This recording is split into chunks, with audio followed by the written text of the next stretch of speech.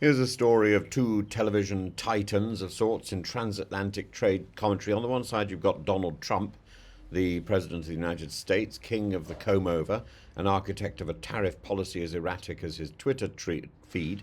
And on the other, you've got Alan Sugar, British entrepreneur, peer, and long-time host of The Apprentice UK, a man whose eyebrows could independently negotiate trade deals. Lord Sugar, in Florida, speaking in Florida, though not, he insists that from Mar-a-Lago, has delivered a candid assessment of Trump's sweeping new tariffs, and it must be said, it's less economic endorsement and more business autopsy. To quote Sugar directly, Trump is a man who wakes up every morning with a new idea, a diagnosis which would be charming in a poet, but alarming in a president. Sugar suspects that while Trump thinks the tariffs will boost American industry, he hasn't thought it through. Not the economic ripple effects, not the damage to allies, and certainly not the retaliatory instincts of the European Union or what's left of our relationship with it. Now to specifics. A proposed 25% tariff on imported vehicles. This isn't merely an irritation, it's a battering ram aimed at Britain's finest export symbols, Jaguar, Land Rover, Aston Martin, Rolls-Royce, and the message to American consumers is clear: buy American. Even if that means buying vehicles assembled in Mexico. And Lord Sugar quite rightly asks, will Trump remove tariffs from Mexican assembly lines then? Or is this simply some sort of theatrical protectionism? Sugar's central critique is devastating in its simplicity. It just won't work. The economics are shaky, the politics belligerent, the retaliatory options for Britain limited at best. What are we tatting, he asks with comic precision. Harley Davidsons, 20 a month, American cars, no one wants them. In short, we can retaliate, yes, but only symbolically. It's a war of firecrackers against a bomb. And this leads us to what might be called the Bourbon dilemma. While the EU can threaten tariffs on iconic US goods, whiskey, Levi jeans, motorcycles, Britain's import portfolio doesn't lend itself to equal retaliation. Lord Sugar scoffs. No one wants Kentucky Bourbon.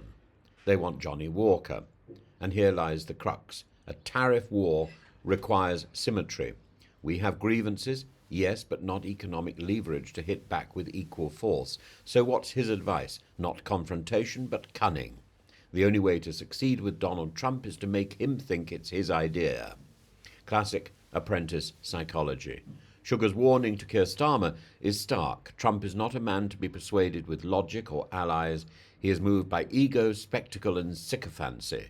And while Sugar admits he hasn't spoken to Trump since a spat on Twitter, he amusingly recounts an opportunity to approach him at Mar-a-Lago, an opportunity wisely passed up, lest he end up in Guantanamo for breaching the former president's and the current president's personal space. But here's a serious undertone beneath the banter.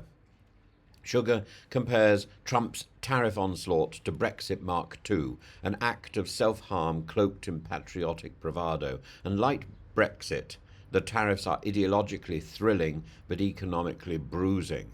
Britain, already isolated from the EU's collective bargaining power, now finds itself exposed, scrambling for influence in a Washington more interested in showmanship than diplomacy. So what does Lord Sugar recommend? Not resignation, but realism. Trump for now seems immovable. Starmer must flatter,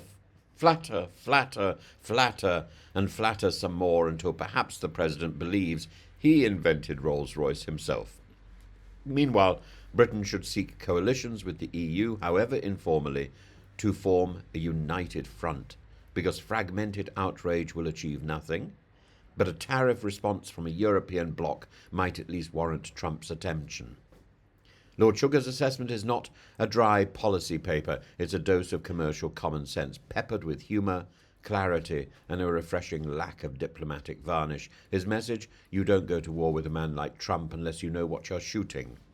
And preferably, you let him pull the trigger on your behalf. From one apprentice boss to another, it's clear. The boardroom may be his arena, but Lord Sugar understands trade better than the man who turned tariffs into a personal brand.